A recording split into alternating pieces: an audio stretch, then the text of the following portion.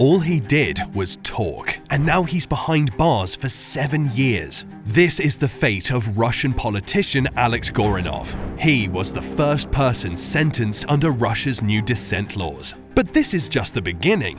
Putin's death may not bring about a magic Slavic prince to save the day. In fact, it could be much, much worse. In this video, we'll take a deep dive into the nature of Russian fascism and how it's been ingrained into the country's culture for centuries. We'll also explore the problem with Putin dying and the potential power struggles that could ensue. Let's first take a look at the legacy of the Russian government, which included ruthless paranoia, the consolidation of power, and the illegal arrests of individuals. Even Stalin's personal doctor suffered torture for advising the dictator to take a break. Putin continues to walk this path, with more Russian millionaires and diplomats turning up dead or missing each month.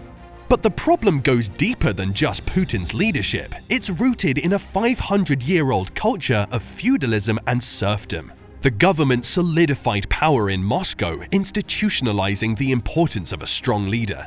The space race with the US was a perfect example. The USSR threw billions into spaceships while people starved. The collapse of the Soviet Union coincided with the Russian military being larger than ever, and it wasn't a coincidence.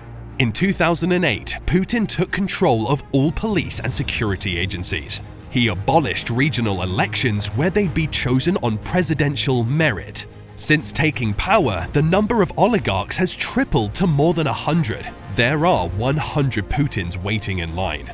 The richest oligarch is literally named Vladimir Putin. It seems like some twisted joke, but he looks like Putin's judo buddy. So, what happens if Putin dies? He has made powerful enemies in Russia. This is why he hasn't named a successor. Naming a successor shortens your lifespan. People plan ahead. They begin to win favor with your number two. In turn, the ambitions and ego of your number two begin to inflate. It's natural. You can't have that. Hoping that the next guy is awesome is like hoping for a saint to take over the mob. The oligarchy is so shady and nebulous that many oligarchs don't even have a Wikipedia page. Nobody has hard data on them. Historically, Russian power transitions tend to be highly turbulent and often bloody. Even if Putin has named a successor in an envelope that could only be seen after his death, there's no guarantee it would be honored. After Stalin died, there was a huge power struggle in the USSR that lasted for decades. This dysfunction is why the long shadow of the Soviet Union hangs over us all.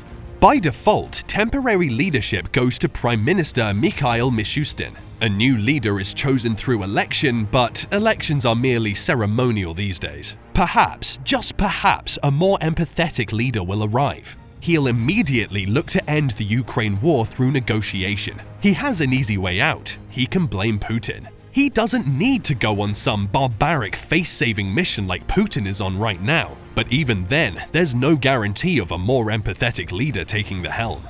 In conclusion, the death of one man, Putin, will not fix the deep-seated problems in Russia. It's a complex issue rooted in centuries of culture and politics. We can only hope for a peaceful and orderly transition of power, but history tells us that's not likely. Thanks for watching. If you enjoyed this video, don't forget to like and subscribe to our channel. See you in the next one.